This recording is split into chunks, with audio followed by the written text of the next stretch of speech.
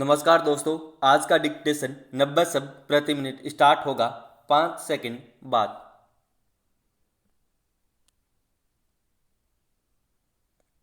Start. लंबे समय से लोग इस इंतजार में हैं कि अब तो महंगाई कम हो और राहत मिले, लेकिन हाल में आए थोक और खुदरा महंगाई के आंकड़े जो हालात बयां कर रहे हैं, उनसे नहीं लगता है कि निकट भविष्य में महंगाई से निजात मिलने वाली है।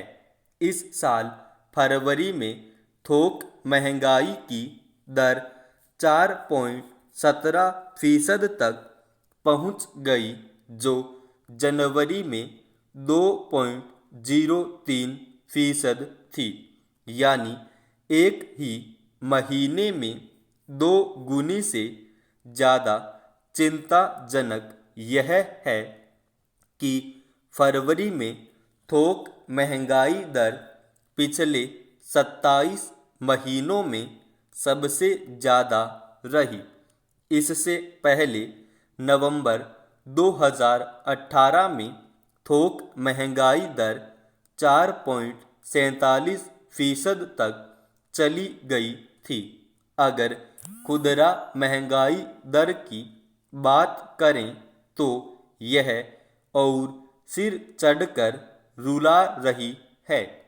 फरवरी की खुदरा महंगाई दर 5% से ऊपर रही।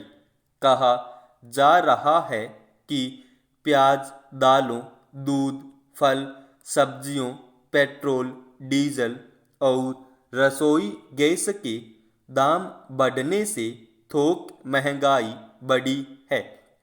पिछले कुछ समय में पेट्रोल और डीजल के दामों ने आम आदमी पर जो कहर बरपाया है, उसका नतीजा महंगाई के रूप में देखने को मिल रहा है। लेकिन लगता है कि महंगाई की मार झेल रही विशालकाय आबादी की पीड़ा शायद सरकार के कानों तक नहीं पहुंच रही, वरना सरकार कुछ तो ऐसे कदम उठाती जो राहत देने वाले होते। पेट्रोल और डीजल महंगा होने के साथ ही रोज़मर्रा की ज़रूरत वाली चीज़ें भी महंगी होती चली जाती हैं। हर सामान का दाम सीधे ढुलाई से जुड़ा है। आम आदमी को महंगाई इसलिए भी ज़्यादा रुलाती है कि डीजल के दाम बढ़ते ही उन चीज़ों के दाम आसमान छूने लगते हैं जिनके बिना गुजारा संभव नहीं है, जैसे दूध, सब्जियां, फल, दालें, प्याज, शराब, सिगरेट महंगी हो जाए या कारें और दूसरे उपभोक्ता सामान महंगे होते रहें तो इतना असर नहीं पड़ता। लेकिन जब गरीब की थाली पर भी महंगाई की बेरहमी दिखने लगेगी तो वह क्या खा पाएगा। रसोई गैस सिलेंडर 2 महीने में ही 250 तक महंगा हो गया। यह नहीं भूलना चाहिए कि देश में करोड़ों की आबादी ऐसी है जिसकी आमदनी औसत 10,000 रुपये महीना भी नहीं है।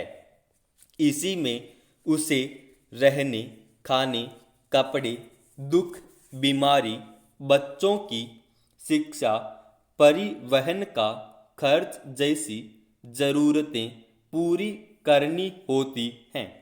ऐसे में यह कम चिंताजनक बात नहीं है कि कैसे एक आम परिवार अपना गुजारा कर पा रहा होगा।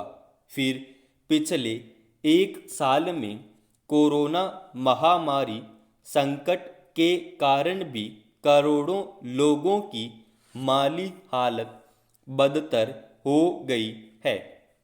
अभी भी बड़ी संख्या में लोग बेरोजगार हैं। ऐसे में महंगाई का चाबुक भी चल रहा है। इसमें कोई संदेह नहीं कि हाल की महंगाई की जड़ पेट्रोल और डीजल के बढ़े हुए दाम हैं।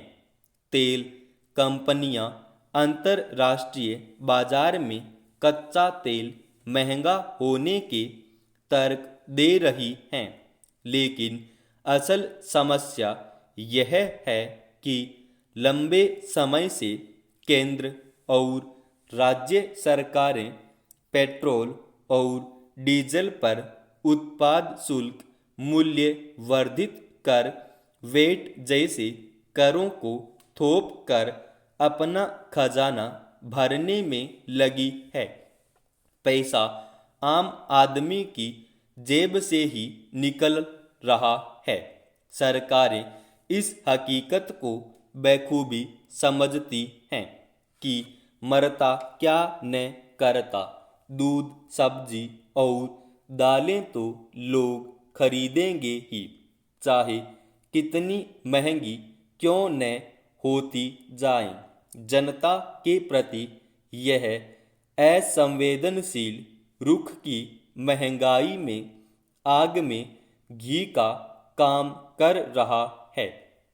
पिछले दिनों वित्त मंत्री ने संसद में कहा था कि केंद्र और राज्यों को मिलकर पेट्रोलियम पदार्थों पर लगने वाले करों में कटौती करके लोगों को राहत देनी चाहिए। फिर पेट्रोल और डीजल की जीएसटी के दायरे में भी लाने की बातें उठीं, पर अब तो सरकार ने फिलहाल इससे मुंह ही फेर लिया है। ऐसे में कैसे महंगाई से निजात मिलेगी? समाप्त।